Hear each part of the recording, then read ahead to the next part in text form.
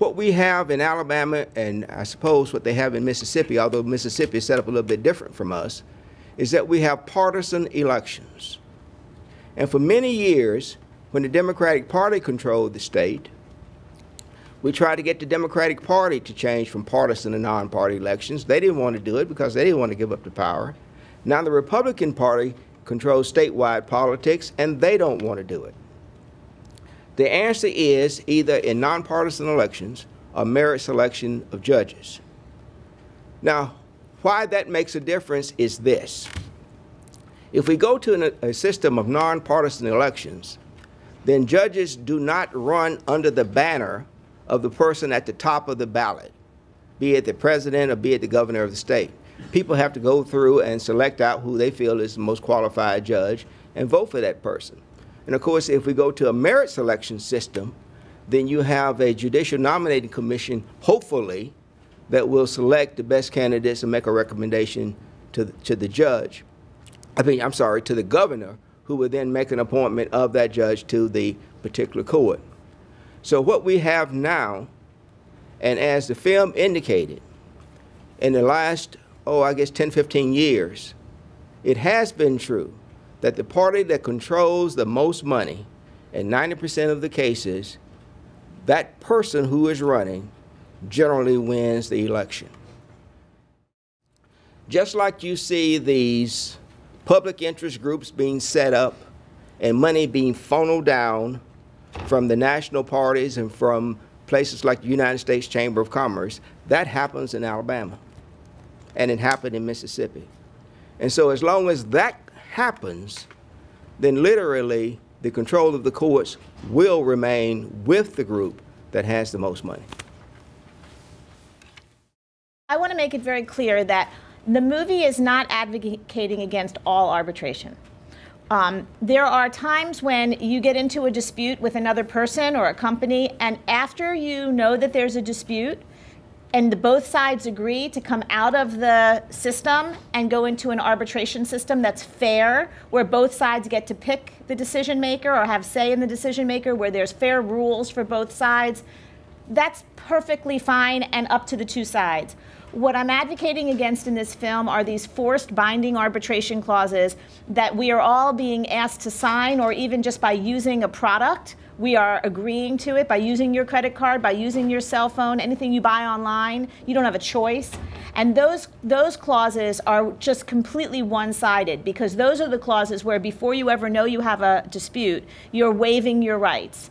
And then when you do have a dispute, it's completely lopsided in favor of the defendant, because they're the ones who pick the decision maker, pay for the decision maker, and so on, all the things that you learned here. There are really two issues I think you can focus on: the public relations campaign, which was essentially an astroturfing movement to appear to be grassroots, citizens-led initiatives to change the civil justice system. Rather than being real citizens' movements, they were funded and really a manufacturing of a movement by the corporate powers that wanted the change. So that was on the PR side, and you had agencies who were spinning the message. But I think, for me, one of the biggest shortcomings is the failure of journalists to accurately report on what was really happening. And they just sort of took the spin and took soundbite quotes or quips from individuals who wanted to get a political point or a business point across. And rather than digging even a little bit deeply into the situation to find out what really happened, they just reported that message that the PR team had put forth. You know, one of the other problems we have right now is that a lot of our media is owned by these large corporations. And so, you know, even though a reporter might do his or her homework, her editor or the person who's in charge may like nix it, because they say, right, you know, this isn't in the best interest of the more global, you know, corporate interest. And so this is a real problem. This lack of separation creates conflicts of interest in almost all of our society right now. And we have to decide as citizens whether or not we're willing to accept that. I'm not really sure what the answers are, but we're the ones who vote. Okay, and we're the ones who, I mean, there are more of us. I mean, I don't want to get too much in, but you know, there are more of us who are not in the large corporate interest than are. And so if we actually use our voices and use our votes and tell people what we really think and really speak out, then we can make a difference. So when it affects you or your family or your friends, you get it. Not just you, we get it.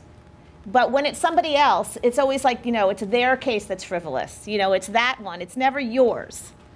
And that's something, a lesson that we can all learn, which is why, by the way, I put that last section of the movie in about the arbitration clauses, because I wanted everybody to get it personally.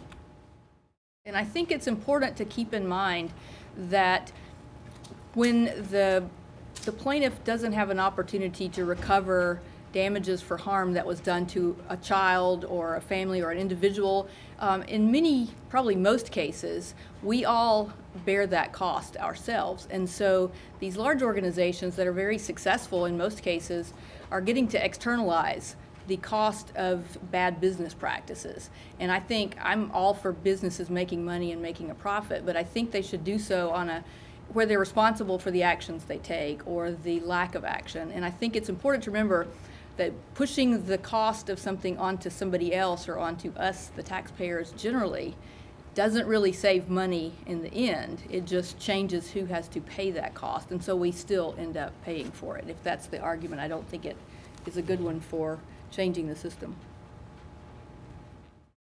What's going on in this film really is outrageous to average citizens in this country. And so, you're the next hope to make change.